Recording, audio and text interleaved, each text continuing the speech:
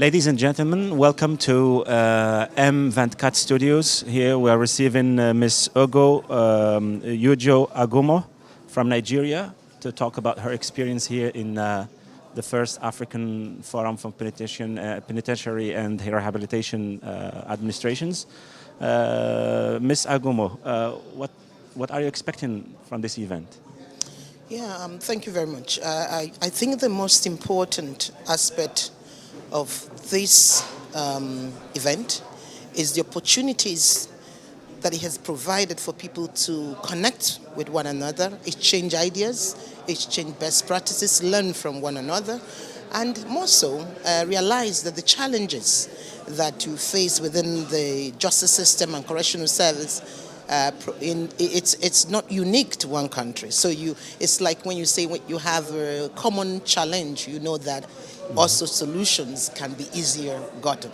Right. Right. So people gathered here are trying to come up with an approach that's going to work. I mean, for reintegrating inmates into their communities. And which light you see this approach? I think it's very important. One key thing is that we often forget that every inmate starts first as a citizen and a member of a community. You started first from being part of a community outside the facility that provides prisons or incarceration or custody. So it therefore means that reintegration is critical. Every inmate you find in prison, unless they die in prison, will one day, or maybe they have been given life, and one day go out in the community. Right. So it is critical that the issue of rehabilitation and reintegration is focused on, because that is really the guarantee that we will have in terms of promoting safety and reducing offending behavior. Right. Morocco is doing pretty well on this. I mean, how do you see Morocco's efforts in this field? I think it's good. It's good that a country invests in its correctional facilities, penitentiary facilities. It's very critical and very good.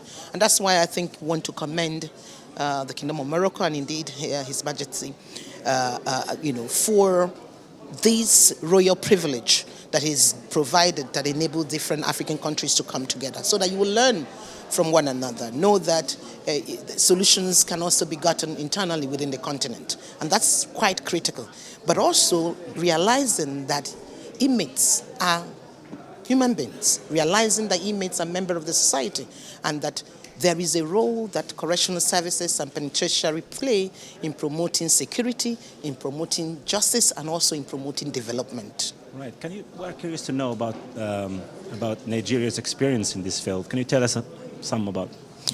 I will give you some few examples. So, for example, on the 31st of July, 2019, the President of Nigeria signed what is now known as the Nigerian Correctional Service Act of 2019. And that new law have now provided opportunity for the formerly known Nigerian Prison Service to now be renamed Nigerian Correctional Service, with two major roles: dealing with people who are in custody, like the prisons, those who are sentenced to custody, or those who are serving remand or are detained in custody, as well as providing service for the non-custodial facilities. So this time you find personnel within the correctional service who either work in the prisons or in the custodial facilities, or those who work in the community. So those who work in the community made up of those who will be able to monitor people who are given probation orders, community service, those who are on parole, those who can promote restorative justice models, and other non-custodial measures. So that is useful. Also in the new law, we find opportunities whereby we are enhancing more in terms of compliance to human rights. We are also dealing with more promotion of rehabilitation and reintegration. I give you some few examples around this. So now, just like you see in Morocco, where you have workshops in facilities of prisons or custodial facilities, which is good. But in addition to this, we are also having a process whereby you can certify an inmate or give what is called the certificate of good behavior.